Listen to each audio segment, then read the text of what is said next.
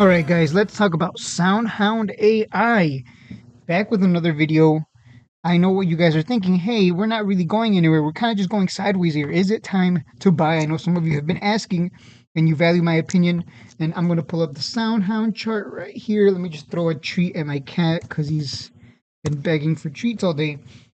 But we do have a 4-day week, trading week, 3-day weekend. Usually around shorter trading weeks, holidays, etc., we don't get much action in the markets, as you can imagine, because people, they're going on vacation or just taking time off.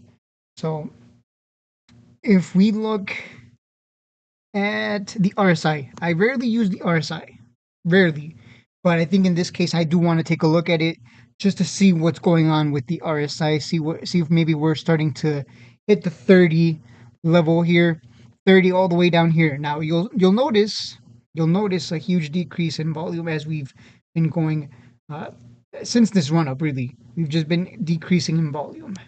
I don't know if that's because of the shorter week, people just not jumping into the markets. I think SPY has had low volume too. Let me check SPY. That's a good indicator of, yeah, SPY. You'll notice SPY today had 65 million in volume. 65 million in volume. Yesterday, 48.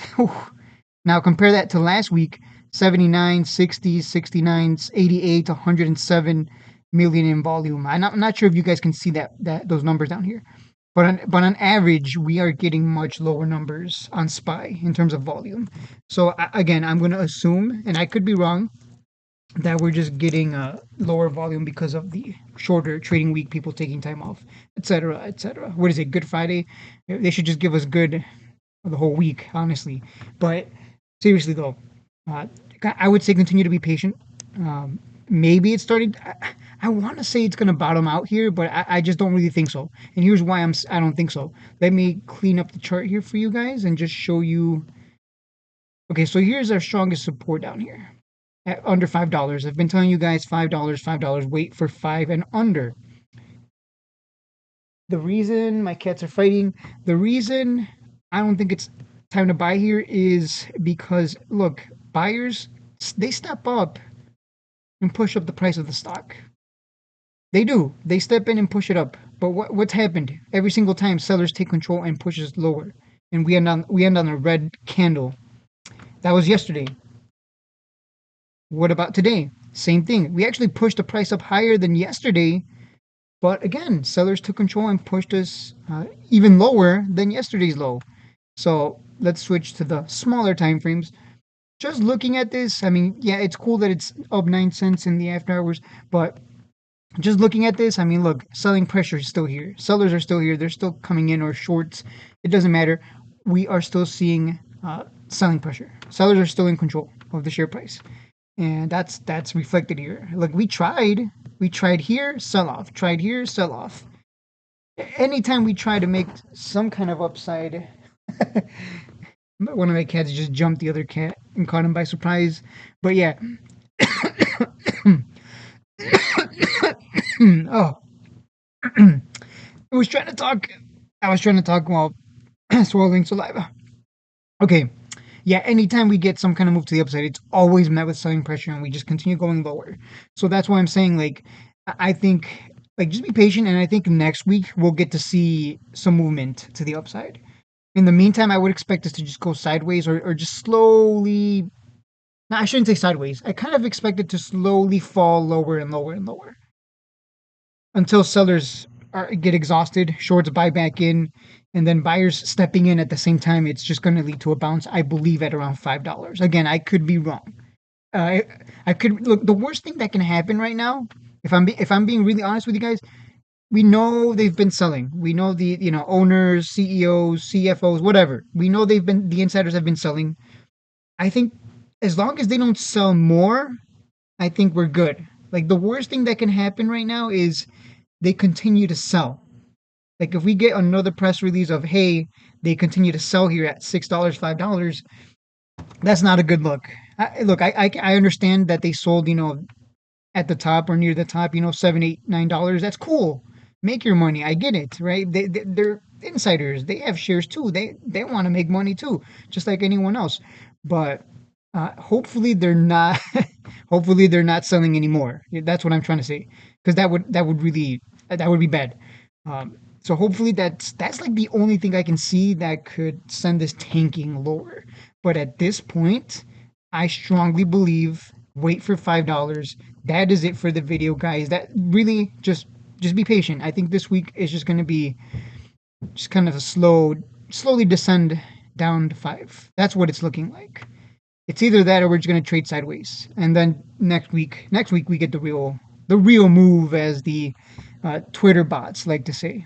That's what I believe. But either way, I'm going to wait for five. I think five is that's just such a big level. If we zoom out on the chart, that is such a big level, such a big level.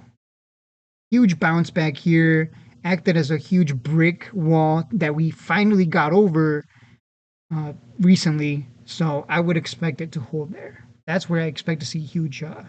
I think there's a lot of people looking at this, and I'm sure they're seeing that as the floor, and that's where they're going to buy in. The smarter ones, the more patient ones.